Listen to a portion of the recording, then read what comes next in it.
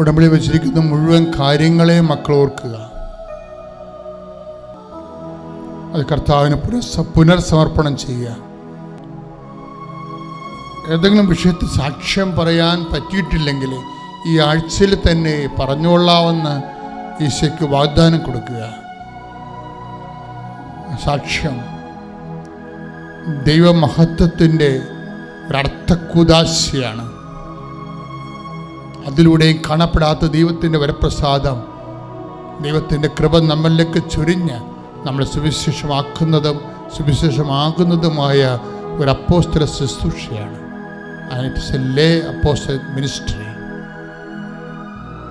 കർത്താവേ, അങ്ങയുടെ മക്കളെ ഈ നിമിഷം അങ്ങയുടെ തിരുസന്നിധിയിൽ സമർപ്പിച്ചുകൊണ്ട് പ്രാർത്ഥിക്കുന്നു. അപ്പാ പിതാവേ, അങ്ങേപ്പുത്രൻ യേശുക്രിസ്തുവിന്റെ നാമത്തിലെ ഞങ്ങൾ പ്രാർത്ഥിക്കുന്നു. അപ്പാ പിതാവേ, വേദനിക്കുന്ന എല്ലാവരുടെ മേലും കൈനീട്ടണമെന്ന് പ്രാർത്ഥിക്കുന്നു. രോഗികള്, സ്തുതിക്കട്ടെ മക്കളെ, രോഗികളെ, പീഡിതരെ, അസ്ഥിവേദന എടുക്കുന്നവര്, വിസർപ്പ രോഗികള്, സോറിയാസിന്റെ അസുഖമുള്ളവര്, അപ്പാ പിതാവേ, അങ്ങേപ്പുത്രനായ യേശുക്രിസ്തുവിന്റെ നാമത്തിൽ പ്രാർത്ഥിക്കുന്നു. ഗർഭരോഗികള്, ഗർഭദശത്തിന് ഡൗൺ സിൻഡ്രോം ഉണ്ടെന്ന് പറയുന്നവര്, അതിന്റെ പേരിൽ പേടിച്ചിരിക്കുന്നവര്, കിഡ്നി രോഗികള്, കിഡ്നി ചുങ്ങിപ്പോകുന്നവര്, കിഡ്നിയിൽ കല്ലുള്ളവര്, മൂത്രമൊഴിക്കുമ്പോൾ രക്തമൊഴുകുന്നവര്, കർത്താവേ, അപ്പാ പിതാവേ, അങ്ങേപ്പുത്രൻ യേശുക്രിസ്തുവിന്റെ നാമത്തിൽ കൈകൾ നീട്ടണമെന്ന് പ്രാർത്ഥിക്കുന്നു. കർത്താവേ, വിവാഹം തടസ്സമുള്ളവര്, ഈശോയെ, മക്കൾ ഇല്ലാത്തവര്, കർത്താവേ, വസ്തു വീടുമില്ലാത്തവര്, പെരുവഴി ആധാരം പോലെ ആയിപ്പോയവര്, കർത്താവേ, ജോലിക്ക് പ്രോസസ്സിംഗ് നടക്കാത്തവര്, പരീക്ഷ പരാജയപ്പെട്ടവര്, ഇനി പരീക്ഷ എഴുതാൻ പണമില്ലാത്തവര്, അവരെല്ലാം കർത്താവേ നീ ഏറ്റെടുക്കണമെന്ന് പ്രാർത്ഥിക്കുന്നു. അവിടെ കണ്ണുനീര് ഏറ്റെടുക്കണമെന്ന് പ്രാർത്ഥിക്കുന്നു. അപ്പാ പിതാവേ, അങ്ങേപ്പുത്രൻ യേശുക്രിസ്തു നാമത്തിൽ ഞങ്ങൾ പ്രാർത്ഥിക്കുന്നു. കർത്താവേ, ശരീരം മുഴുവൻ കുരുക്കളുള്ളവര്, ശരീരം മരവിച്ചവര്, വാതരോഗികൾ, വിസർപ്പ രോഗികള്, മുടി കൊഴിഞ്ഞു പോകുന്നവര്, തലയ്ക്കും അകത്തും പുറത്ത് ശരീരത്തിൽ മുഴയുള്ളവര്, ശരീരത്തിൽ പൊറുക്കാത്ത വ്രണങ്ങളുള്ളവര്, അപ്പാ പിതാവേ, കർത്താവേ, ഇപ്പോഴേ അങ്ങേപ്പുത്രനായ യേശുക്രിസ്തുവിന്റെ നാമത്തിൽ പ്രാർത്ഥിക്കുന്ന അടുപ്പിടറ പോലെ, വൈദ്യ ആഘാതം പോലെ, ദൈവിക ശക്തിയാൽ മാരക രോഗങ്ങള്, തീരാവേദികള് യേശു നാമത്തിൽ മാറിപ്പോകട്ടെ. ശ്രദ്ധിക്കട്ടെ, ശ്രദ്ധിക്കട്ടെ, ശ്രദ്ധിക്കട്ടെ.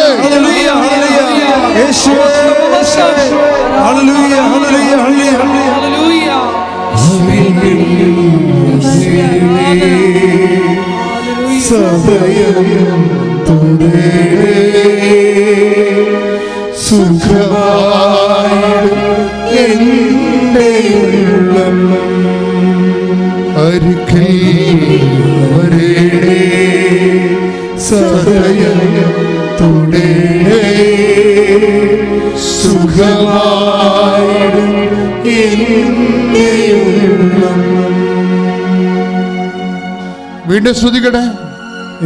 കർത്താവേ, ജോലിയില്ലാത്തവരെ സംബന്ധിച്ച് പ്രാർത്ഥിക്കുന്നു. ഇനി ഏതാണ്ട് അതേ റാങ്കിലുള്ള വിശ്വാസം വരുന്നത് രാജസേവകൻ്റെ ഭൃത്യനെ ഈശോ സുഖപ്പെടുത്തണം.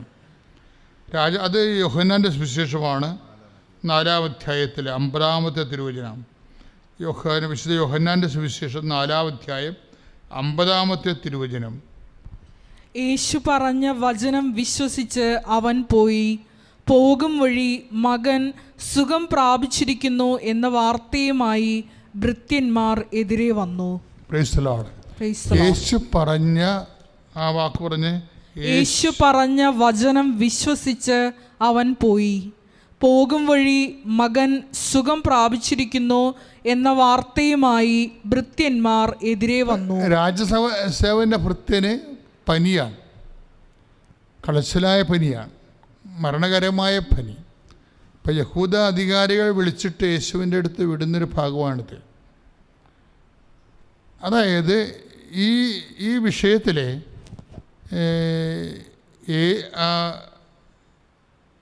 50 വരണ വചനം. യേശു പറഞ്ഞ വചനം വിശ്വസിച്ച് അവൻ പോയി. ഇതിലെന്നാ പറ്റിയത്? 51 പോകും വഴി മകൻ സുഖം പ്രാപിച്ചിരിക്കുന്നു എന്ന വാർത്തയുമായി ഭൃത്യനെതിരെ വന്നു. അപ്പം പിന്നെ ചോദിക്കണത് ഏത് സമയത്താണ് അവൻ സൗഖ്യം പ്രാപിച്ചത് എന്ന് ചോദിക്കുമ്പോൾ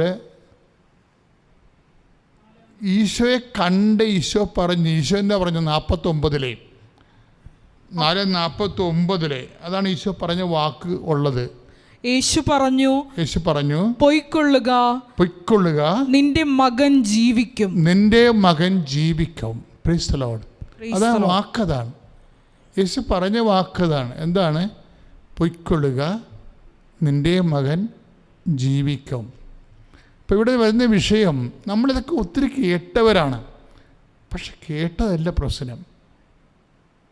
കൃപാസനത്തിൻ്റെ ശുശ്രൂഷകൾ കേൾക്കുമ്പോൾ എപ്പോഴും നിങ്ങൾ ഓർക്കണത്, കർത്താവിയുടെ വചനം വിശദീകരിക്കുന്നത് ഏതെങ്കിലും ഒരു പുസ്തകം നോക്കിയോ അല്ലെങ്കിൽ ആരെങ്കിലും പറഞ്ഞത് കേട്ടോ ഞാൻ ഇന്നുവരെ നിങ്ങളോടൊന്നും പറഞ്ഞിട്ടില്ല. ഈശോ തന്നെ നേരിട്ട് പറയണം. വചനം വായിക്കുമ്പോൾ ഈശോ വെളിപാട് നൽകണം, അല്ലെങ്കിൽ സുവിശേഷ ശുശ്രൂഷയുടെ സമയത്ത് ഈശോ വെളിപാട് നൽകണം. ആ ഒരു നിശ്ചയദാർഢ്യത്തിലാണ് നമ്മൾ ഈശോയെ ആശ്രയിച്ചാണ് ആൾക്കാർ നിൽക്കുന്നത്. ഇപ്പം നമ്മൾ 2 വിശ്വാസം നമുക്ക് കിട്ടി. എന്താണ്?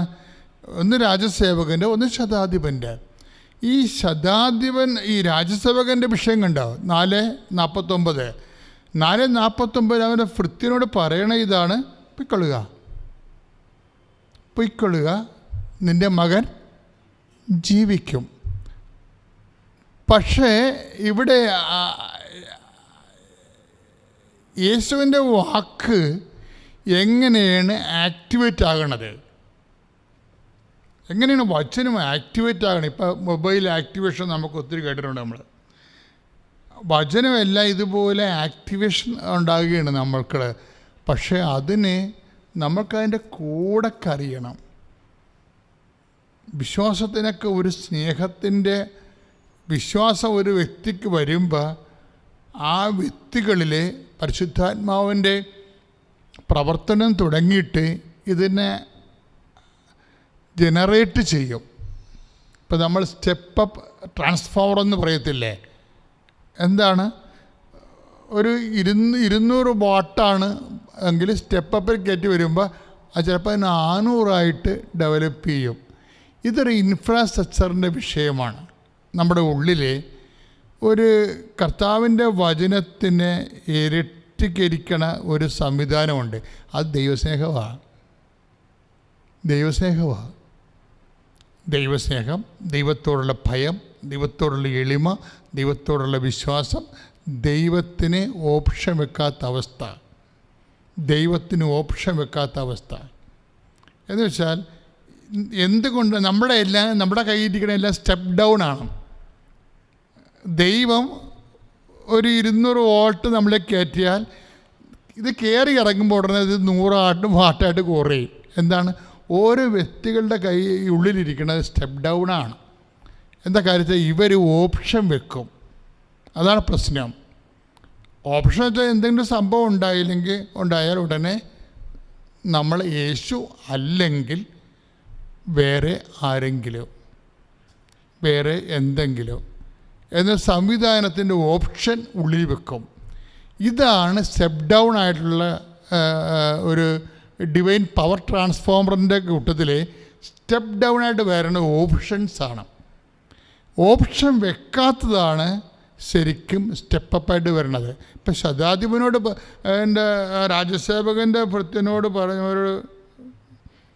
അവരോട് പറഞ്ഞു പൊയ്ക്കൊള്ളുക, നിൻ്റെ മകൻ ജീവിക്കുമെന്ന് പറഞ്ഞു. അപ്പോൾ അതെന്ത് ചെയ്ത് ആ വാക്ക് അവൻ്റെ ഉള്ളിൽ സ്റ്റെപ്പപ്പായിട്ട് മാറുകയാണ്. ദൈവത്തിൻ്റെ എല്ലാ ഇടപാടുകൾക്കും ഈ സ്റ്റെപ്പപ്പ് ഉണ്ട്. അത് ഉണ്ടാകുന്നതെന്ന് വെച്ചാൽ ഒന്ന് ഓപ്ഷനില്ല. ഇപ്പം ദാവീദിൻ്റെ ഈ സ്റ്റെപ്പപ്പ് ഏറ്റവും ശക്തമായി പ്രവർത്തിക്കുന്നത് ദാവീദിൻ്റെ ആ ഉരുളൻ കല്ലിലാണ്. ഗോലിയാത്തിനെ കാണുമ്പോൾ ദാവീദ് പറയുന്ന കുറച്ച് വചനങ്ങളുണ്ട്. എന്താണ് ദാവീദ് പറയുന്നത്? ദാവീദ് പറയണത്, ഞാൻ എൻ്റെ കർത്താവിലാണ് ആശ്രയിക്കുന്നത്, എനിക്ക് ഓപ്ഷൻ ഇല്ലെന്ന് പറയും. നിനക്ക് കുറേ ഓപ്ഷൻസ് ഉണ്ട്. കുതിര ഒരു ഓപ്ഷനാണ് നിൻ്റെ. നിനക്ക് കുറേ ഓപ്ഷൻസ് ഉണ്ട്, എനിക്ക് ഓപ്ഷൻ ഇല്ല. അവിടെയാണ് വിഷയം. പത്രോസ് യേശുവിനെ അവതരിപ്പിക്കുക പറയും, നോ ഓപ്ഷൻ പ്ലേസ്, മറ്റൊരുവൻ രക്ഷയില്ല. ഇന്ന് സഭയ്ക്ക് വന്നിരിക്കുന്ന ഏറ്റവും വലിയ ഗതികേടെന്ന് പറയുന്നത് ഇതാണ്.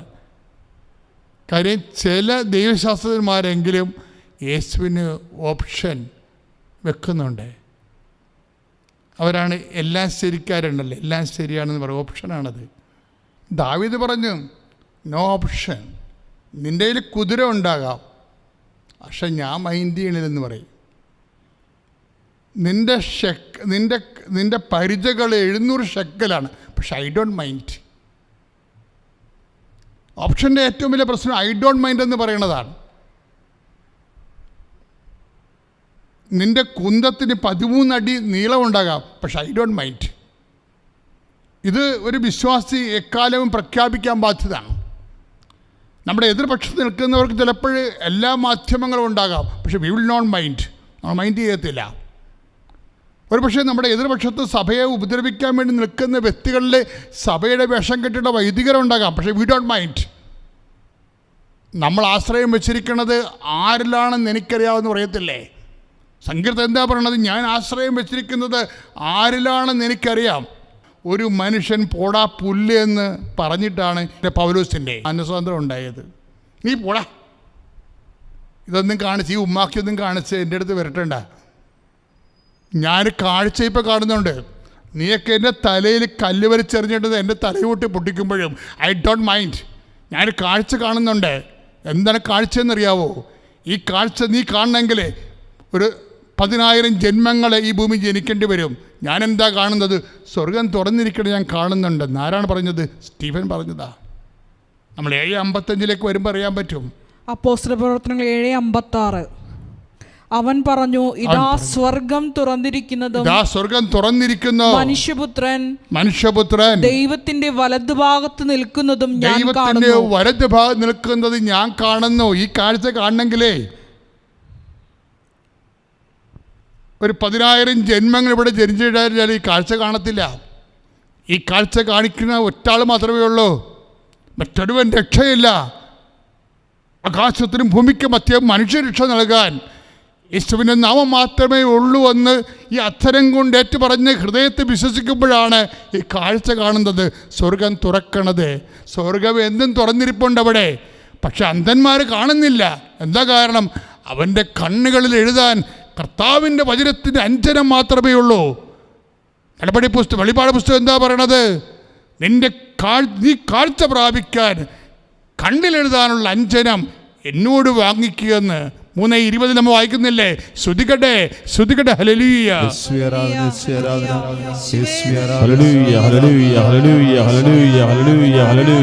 യേശുവേ മഹത്വ കർത്താവേ സ്തോത്രം ദൈവമേ. Hallelujah hallelujah hallelujah hallelujah hallelujah യേശുവേ ആരാധന. Hallelujah hallelujah hallelujah. വെളിപാട് 3:18. വെളിപാട് 3:18. കാഴ്ച ലഭിക്കുന്നതിന് കണ്ണിൽ എഴുതാനുള്ള അഞ്ജനവും എന്നോട് വാങ്ങിക്കുക. Praise the Lord. ആത്മാവിന്റെ വചനമാണ് ഈ അഞ്ജനം. ആത്മാവിന്റെ കാഴ്ചകൾ കാണാൻ വേണ്ടിയുള്ള വചനമെന്ന് അഞ്ജനമെന്ന് പറഞ്ഞാൽ എന്താണ്? ആത്മാവിന്റെ കണ്ണുകളെ അടഞ്ഞു കിടക്കുന്ന കണ്ണുകളെ തുറക്കുന്ന അഞ്ജനം എന്താണ്? കർത്താവിന്റെ വചനമാണ്. അതാണ് നമ്മൾ കണ്ടിരിക്കണം. 4:49 ഈ യഹൂദ പ്രമാണി രാജസേവകൻ്റെ ഭൃത്യനെ സുഖപ്പെടുത്തുന്നതിന് വേണ്ടി കർത്താവിൻ്റെ തിരുസന്നിധിയിൽ മധ്യസ്ഥം വഹിക്കാൻ വരുമ്പോൾ ആ മനുഷ്യൻ വിശ്വസിച്ച് പോകുന്നത്, ആ രാജസേവകൻ വിശ്വസിച്ച് പോവുകയാണ്. എന്താണ്? പൊയ്ക്കൊള്ളുക, നിൻ്റെ മകൻ ജീവിക്കും. കർത്താവിൻ്റെ വചനം വിശ്വസിച്ച് പോവുകയാണ്. അവൻ്റെ കണ്ണുകളിൽ കർത്താവ് കാഴ്ചയുടെ അഞ്ജനം എഴുതി. ഈ അഞ്ജനം തന്നെയാണ് എസ്തപ്പാനോസിൻ്റെ കണ്ണുകളിൽ എഴുതിയിരിക്കുന്നത് എന്താണ് എഴുതിയിരിക്കുന്നത്? കർത്താവാണ് ഏകരക്ഷകനെന്ന്.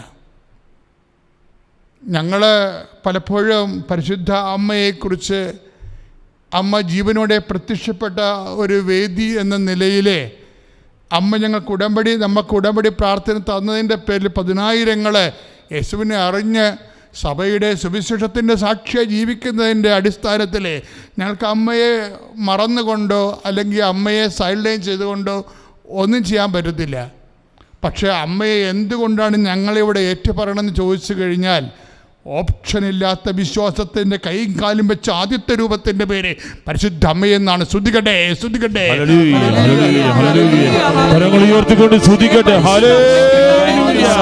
കർത്താവേ അഭിഷേകം ചെയ്യണമേ. Hallelujah, hallelujah, hallelujah, hallelujah, hallelujah. ആരാധന.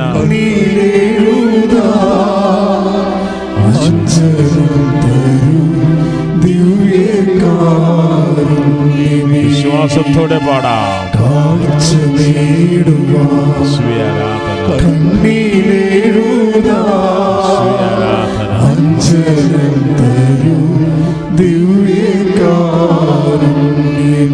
ആരാധന. പരിശുദ്ധ പരമദിവ്യ കാരുണ്യമേ,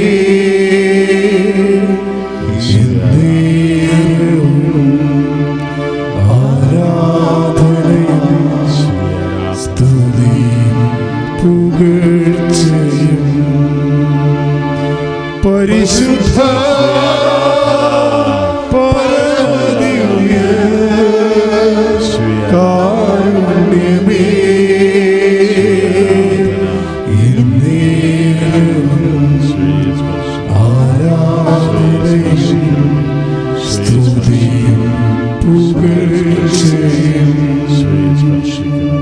പരിശുദ്ധ പരമദിവ്യകാരുണ്യം നേരവും ആരാധനയും സ്തുതിയും പുകഴ്ചയുണ്ടായിരിക്കും. പരിശുദ്ധ നേരവും ആരാധനയും സ്തുതിയും പുകഴ്ചയും. അപ്പോൾ ഞാൻ പറഞ്ഞായിരുന്നു എൻ്റെ കോൺഫിഡൻസ് ഇങ്ങനെ പോകുന്നു, സ്പീക്കിങ്ങിന് റിപ്പീറ്റഡ് ആയിട്ട് പോകുമ്പോൾ എന്ന്. അപ്പോൾ സെയ്ത്ത് പൂശി പ്രാർത്ഥിച്ചു, പ്രത്യേകം ഒരു കാശ് രൂപം തന്നു, ഇത് എക്സാമിന് പോകുമ്പോൾ കൊണ്ടുപോകണമെന്ന് പറഞ്ഞു. അങ്ങനെ 6ാമത്തെ തവണ പോയി എക്സാം എഴുതി. അത്തവണ എനിക്ക് സ്പീക്കിംഗ് വലിയ കുഴപ്പമില്ലാതെ എഴുതി. പക്ഷേ എന്നാലും എനിക്ക് കോൺഫിഡൻസ് ഇല്ലായിരുന്നു, കാരണം എല്ലാ തവണയും ഞാൻ അങ്ങനെയാണ് പറയുന്നത്. അപ്പോഴെല്ലാം എനിക്ക് 340 കിട്ടുന്നത്. അതുകൊണ്ട് തന്നെ എനിക്ക് അതിനും കിട്ടുമോ എന്ന് ഉറപ്പില്ലായിരുന്നു. പിന്നെ അതോടൊപ്പം തന്നെ എനിക്ക് ലിസണിങ്ങിലും റീഡിങ്ങിനും ഒക്കെ എ പാർട്ടിൽ നിന്ന് ഒരു 2-3 ആൻസേഴ്സ് എനിക്ക് കിട്ടാതെ പോയി. എ പാർട്ട് നമുക്ക് ഫുള്ള് കിട്ടിയില്ലെങ്കിൽ ഇതൊക്കെ കിട്ടാൻ പാടാണ്, ബി ഗ്രേഡ് കിട്ടാൻ വേണ്ടി. അപ്പോൾ എനിക്ക് ഈ എക്സാമിനും വലിയ പ്രതീക്ഷയൊന്നും ഇല്ലായിരുന്നു. പക്ഷേ ഞാൻ അമ്മയോട് നിരന്തരം പ്രാർത്ഥിച്ചിരുന്നു. ഇത് 6ാമത്തെ തവണയാണ്. കാനായിലെ കല്യാണ വിരുന്നിൽ 6 കൽഭരണിയിൽ വെള്ളം നിറച്ചതുപോലെ ഞാൻ 6ാമത്തെ തവണയാണ് എക്സാം എഴുതുന്നത്. എനിക്ക് എങ്ങനെയും പാസ്സാക്കി തരണം, എൻ്റെ വിശ്വാസം വർദ്ധിപ്പിക്കണം, എനിക്കിവിടെ വന്ന് സാക്ഷ്യം പറയാൻ ഇടയാക്കണമേ എന്ന് ഞാൻ പ്രാർത്ഥിച്ചിരുന്നു. അപ്പോൾ ഇവിടെ ഞാൻ അച്ഛനെ കാണാൻ വരുമ്പോഴൊക്കെ ഇവിടെ ഓരോരുത്തർ OET എക്സാം പാസ്സായതിൻ്റെയൊക്കെ ഞാൻ സാക്ഷ്യം കേട്ടിരുന്നു. അപ്പോൾ ഞാൻ മുട്ടിപ്പാട് പ്രാർത്ഥിച്ചു, എന്നെയും ഇങ്ങനെ വന്ന് സാക്ഷ്യം പറയാൻ ഇടയാക്കണമേ എന്ന്. പിന്നെ ഓരോരുത്തരും സാക്ഷ്യം പറയുമ്പോൾ കേട്ടിട്ടുണ്ട്, അടയാളം ചോദിച്ച് കിട്ടി. അപ്പോൾ ഞാൻ മാതാവിനോട് പറഞ്ഞു, അമ്മേ മാതാവ്, എനിക്ക് ഇത്തവണ പാസ്സാകാൻ സാധിക്കുവാണെങ്കിൽ എനിക്കൊരു അടയാളം തരണേന്ന്.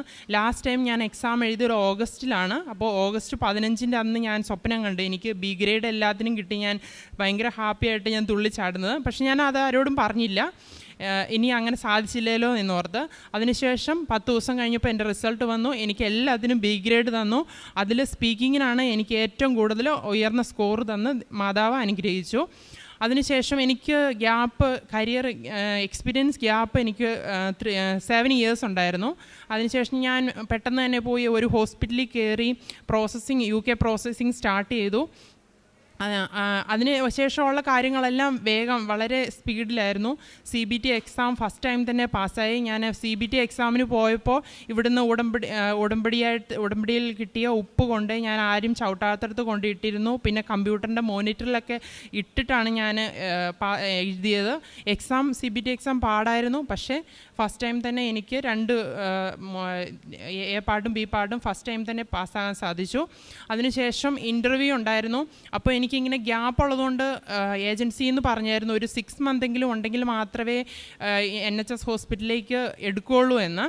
പക്ഷേ അവർ പറഞ്ഞു എന്തായാലും ഒന്ന് അറ്റൻഡ് ചെയ്ത് നോക്കാം. അപ്പോൾ അവർ 2 ഹോസ്പിറ്റലിൻ്റെ ഇൻ്റർവ്യൂ വരുന്നുണ്ട്. അതിൽ ഒരു ഹോസ്പിറ്റലിൽ കുറച്ച് സാലറി കുറവാണ്, അത് അറ്റൻഡ് ചെയ്ത് നോക്കിക്കോളൂ എന്നാണ് എന്നോട് അവിടുന്ന് പറഞ്ഞത് ഏജൻസിക്കാർ. കാരണം മറ്റേത് സാലറി കൂടുതലുള്ള ഹോസ്പിറ്റലിൽ എനിക്ക് എക്സ്പീരിയൻസ് ഇല്ലാത്തത് കൊണ്ട് കിട്ടാൻ ചാൻസ് ഇല്ല എന്ന് പറഞ്ഞു. പക്ഷേ ഞാൻ അവരോട് പറഞ്ഞു സാരമില്ല, എനിക്ക് എക്സ്പീരിയൻസിൻ്റെ പ്രോബ്ലം ഉണ്ടെങ്കിലും ഞാൻ സാലറി ഉള്ള ഹോസ്പിറ്റലിലെ അറ്റൻഡ് ചെയ്യുന്നുള്ളൂ എന്ന് പറഞ്ഞ് ആ സാലറി ഉള്ള ഹോസ്പിറ്റലിൻ്റെ ബേസിൽഡൺ യൂണിവേഴ്സിറ്റി ഹോസ്പിറ്റലിലാണ് എനിക്ക് ഇൻ്റർവ്യൂവിന് കിട്ടിയത്. അപ്പോൾ ഞാൻ മാതാവിനോട് പറഞ്ഞിരുന്നു എനിക്ക് ഇൻ്റർവ്യൂ ഇപ്പോൾ ആദ്യമാണ് ഫസ്റ്റ് ടൈം എൻ്റെ ലൈഫിൽ ഇൻ്റർവ്യൂ ഇങ്ങനെ. ഇവിടെ കേരളത്തിലാണ് ഞാൻ ജോലി ചെയ്തിട്ടുള്ളൂ. അപ്പം ഒരു ഇംഗ്ലീഷ് സ്പീക്കിങ്ങിലെ ആൾക്കാരോട് സംസാരിക്കുന്ന ആദ്യമായിട്ടാണ്. അപ്പോൾ എനിക്ക് നല്ല പേടിയുണ്ടായിരുന്നു. അപ്പോൾ ഞാൻ മാതാവിനോട് പറഞ്ഞു, മാതാവേ നീ തന്നെ ഇൻ്റർവ്യൂവറായിട്ട് വരണേന്ന്. തലേ ദിവസം എനിക്ക് ഇൻ്റർവ്യൂവേഴ്സിൻ്റെ പേര് വന്നപ്പോൾ അതിൽ ഒരാളുടെ പേര് അന്ന മേരി എന്നായിരുന്നു. അപ്പോൾ തന്നെ എനിക്ക് ഭയങ്കര ഹാപ്പി ആയിരുന്നു. ഇതെനിക്ക് കിട്ടുമെന്ന് എനിക്കൊരു പ്രതീക്ഷ വന്നു. എന്തായാലും ഞാൻ ഇൻ്റർവ്യൂവിനും ഇരുന്നു. വെഞ്ചരിച്ച കാശുരൂപം എൻ്റെ കയ്യിൽ പിടിച്ചാണ് ഞാൻ ഇൻ്റർവ്യൂവിന് ഇരുന്നത്. ഇൻ്റർവ്യൂ സക്സസ്ഫുള്ളായിട്ട് ഞാൻ പാസ്സായി. എൻ്റെ മെഡിക്കലൊക്കെ കഴിഞ്ഞിട്ടിരിക്കുവാണ്. ഞാൻ നെക്സ്റ്റ് ഒരു മാർച്ചോടുകൂടി ഞാൻ UK കയറിപ്പോവും. ഇത്രയും വലിയ അനുഗ്രഹം തന്ന എന്നെ അനുഗ്രഹിച്ച മാതാവിനും ഈശോയ്ക്കും 1000 നന്ദി. അതോടൊപ്പം തന്നെ എനിക്ക് പൊടിയുടെയൊക്കെ അലർജി ഉണ്ടായിരുന്നു. രാത്രിയിലൊക്കെ കിടന്നുറങ്ങുമ്പോൾ ഒരു 2 മണിയൊക്കെ ആ ടൈം ആകുമ്പോഴത്തേനും ഫാനിട്ടൊക്കെ ഉറങ്ങുമ്പോഴത്തേക്കിനും എനിക്ക് ഭയങ്കരമായിട്ട് മൂക്കടഞ്ഞിട്ടൊക്കെ എണീറ്റിരിക്കേണ്ട അവസ്ഥ വരുമായിരുന്നു. ഞാൻ അപ്പോൾ ഒക്കെ ഉടമ്പടി തൈലം ഇട്ട് പ്രാർത്ഥിക്കുമായിരുന്നു. ഇപ്പോൾ ഒരു 100%-ൽ ഒരു 70%-ഓളം മാറി. എനിക്ക് അങ്ങനെ അത്രയും ബുദ്ധിമുട്ട് ഇപ്പോൾ വരാറില്ല. ഞാൻ പൂർണ്ണമായും വിശ്വസിക്കുന്നു എൻ്റെ മുഴുവനും അലർജിയുടെ പൂർണ്ണമായി പരിശുദ്ധ അമ്മ എടുത്തു മാറ്റുമെന്ന്. അതോടൊപ്പം തന്നെ ഞാൻ ഒരു നിയോഗമായിട്ടിട്ടിരുന്നു ഞങ്ങളുടെ വീട്ടിലെ ഭാഗോടമ്പടിയുടെ കാര്യം. ആ കാര്യവും നിയോഗത്തിലിട്ടതിന് ശേഷം ഒരു 2 ആഴ്ചക്കുള്ളിൽ തന്നെ യാതൊരു തടസ്സങ്ങളുമില്ലാതെ പരിശുദ്ധ അമ്മ നേടിത്തന്നു. ഇത്രയും അനുഗ്രഹങ്ങൾ തിരുക്കുമാരിൽ നിന്ന് നേടിത്തന്ന പരിശുദ്ധ അമ്മയ്ക്ക് 1000 നന്ദി. ഈശോയ്ക്കും മാതാവിനും ഒരുപാട് നന്ദി പറയുന്നു. എൻ്റെ പേര് സിജു ലാൻസി. ഞാൻ കോഴിക്കോട് നിന്നും ചാത്തമംഗലം മോർണിംഗ് സ്റ്റാർ ചർച്ചിൽ നിന്നാണ് വരുന്നത്. ഞാൻ ഈ കഴിഞ്ഞ സെപ്റ്റംബർ 20 ആണ് ഉടമ്പടി എടുത്തത്. ഞാൻ സൗദിയിലായിരുന്നു വർക്ക് ചെയ്തിരുന്നത്. ഒരു 14 വർഷം അവിടെയായിരുന്നു വർക്ക് ചെയ്തിരുന്നത്. പെട്ടെന്ന് എൻ്റെ ജോലി നഷ്ടപ്പെടുകയും എനിക്ക് നാട്ടിൽ ജോലിയില്ലാത്ത ഒരു സിറ്റുവേഷനിൽ ഇരിക്കേണ്ടി വരികയും ചെയ്തു. അതോടൊപ്പം കുറച്ച് കടബാധ്യതകളൊക്കെ ഉണ്ട്. വീട് വിൽക്കാനുള്ള പ്ലാനും പിന്നെ അങ്ങനത്തെ സാമ്പത്തികമായ ബുദ്ധിമുട്ടുകളിലൊക്കെ ഇരിക്കുന്ന സമയത്താണ് എനിക്ക് ഈ ഉടമ്പടിയുടെ കാര്യങ്ങളെല്ലാം അറിയാൻ സാധിച്ചത്. അങ്ങനെ സെപ്റ്റംബർ 20 ഞങ്ങളിവിടെ ഉടമ്പടിക്ക്, ഞാനും എൻ്റെ ഭാര്യയും കൂടി ഉടമ്പടിക്ക് വരികയും ഉടമ്പടിയെല്ലാം കഴിഞ്ഞു പോയി.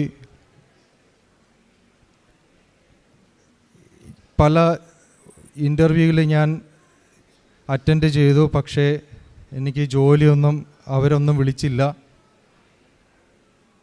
അങ്ങനെ ആ സിറ്റുവേഷനിലാണ് എൻ്റെ ഭാര്യയ്ക്കും ജോലിയില്ല. കയ്യിലുള്ള ക്യാഷെല്ലാം തീർന്നുകൊണ്ടിരിക്കുന്ന സമയം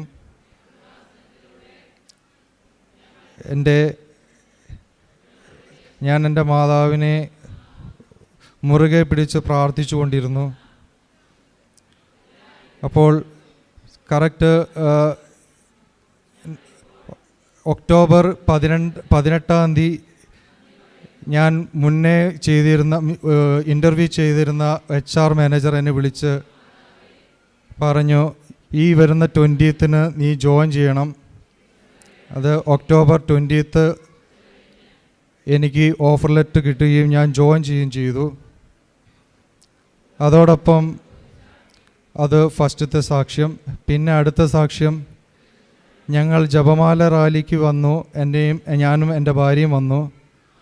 ആ സമയത്ത് എൻ്റെ വൈഫിന്, ഞങ്ങളൊരു മുക്കാഭാഗം എത്തിയിരുന്നു, എൻ്റെ വൈഫിനൊരു മെസ്സേജ് വന്നു, UK ഓപ്പർച്യൂണിറ്റി ഉണ്ട്, പോവാൻ റെഡിയാണോ, ഇൻ്റർവ്യൂവിന് റെഡിയാണോ എന്ന് ചോദിച്ചു.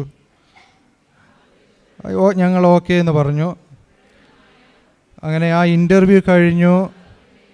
അവൾ ഇൻ്റർവ്യൂവിന് പാസ്സായി. ആ ഏജൻസി ഇതിന് മുന്നേ